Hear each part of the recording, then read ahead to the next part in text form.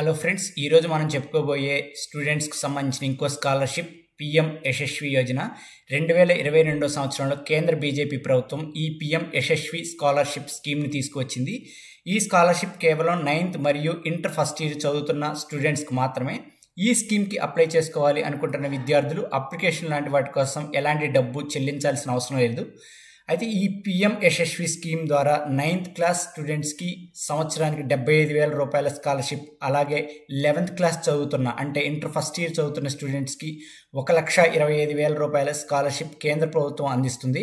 అయితే చాలామంది అనుకున్నట్టు ఈ స్కీమ్ ఎందుకు 9th మరియు ఇంటర్ ఫస్ట్ ఇయర్ చదువుతున్న స్టూడెంట్స్కి మాత్రమే కేంద్ర ప్రభుత్వం పెట్టింది?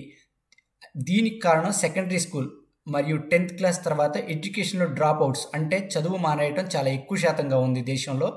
దీన్ని ఆపడం కోసం ప్రధాని మోదీ గారు పిఎం యశస్వి స్కాలర్షిప్స్ని తీసుకువచ్చారు. ఈ పిఎం యశస్వి స్కాలర్షిప్ కోసం కావాల్సిన అర్హతలు వచ్చి, మొదటగా అప్లై చేసుకునే స్టూడెంట్ ఇండియన్ సిటిజన్ అయి ఉండాలి. 2 ఓబీసీ ఎకనామికల్లీ బ్యాక్వర్డ్ క్లాస్ కానీ అండ్ డీనోటిఫైడ్ ట్రైబ్స్ కానీ, నొమెడిక్ అండ్ సెమీ నొమెడిక్ ట్రైబ్ కానీ వచ్చే వారందరూ, ఈ కేటగిరీలోకి వచ్చే వారందరూ అప్లై చేసుకోవచ్చు.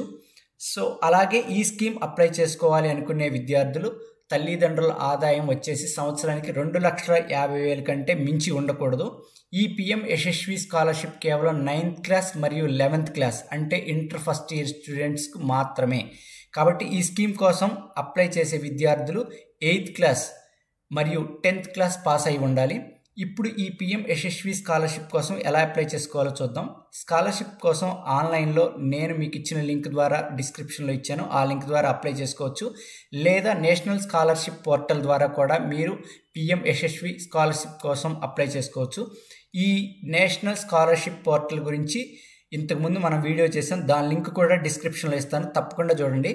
అప్లై చేసుకున్న 8th క్లాస్ స్టూడెంట్స్ మరియు intermediate first year students Yashasvi entrance test exam రాయవలసి ఉంటుంది.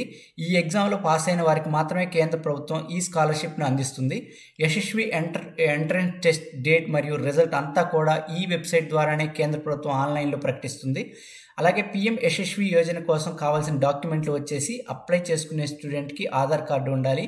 ఈ స్కాలర్షిప్ ద్వారా 9th క్లాస్ చదివే స్టూడెంట్కి 8th క్లాస్ పాస్ సర్టిఫికేట్, అలాగే ఇంటర్ ఫస్ట్ ఇయర్ చదివేవారు 10th క్లాస్ పాస్ సర్టిఫికేట్ని సబ్మిట్ చేయాలి.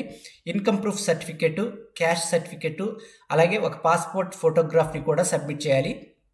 అయితే మరిన్ని స్కాలర్షిప్ స్కీమ్స్ కోసం నేషనల్ స్కాలర్షిప్ పోర్టల్ మరియు విద్యాసారథి పోర్టల్ లింక్స్ని కూడా కింద ఇచ్చాను, వాటిని కూడా మర్చిపోకుండా చూడండి. అంతేకాకుండా స్టూడెంట్స్ స్కిల్ డెవలప్మెంట్ కోసం పిఎం కౌశల్ వికాస్ యోజన అనే స్కీమ్ ఉంది. దీనికి సంబంధించిన వీడియో లింక్ కూడా డిస్క్రిప్షన్లో ఇవ్వడం జరిగింది. ఇవన్నీ కూడా కేంద్ర ప్రభుత్వం బాగా చదువుకునే పేద విద్యార్థుల కోసం అందిస్తున్న పథకాలు.